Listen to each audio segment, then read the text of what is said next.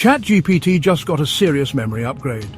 OpenAI's latest update lets the AI remember your past conversations automatically. Now it recalls your preferences and interests without you repeating yourself. This feature is rolling out to paying subscribers first, starting April 10th. Because of regulations, people in the United Kingdom and the European Union won't get access yet. You have full control over what ChatGPT remembers about you. You can delete memories, use private mode, or turn off memory completely. This makes ChatGPT better for writing, getting advice, and learning new things. Talking to AI will feel like chatting with a friend who remembers you. The technology makes conversations more natural but raises privacy concerns as more personal data is stored. As this technology grows, finding the right balance between helpful personalization and privacy protection matters.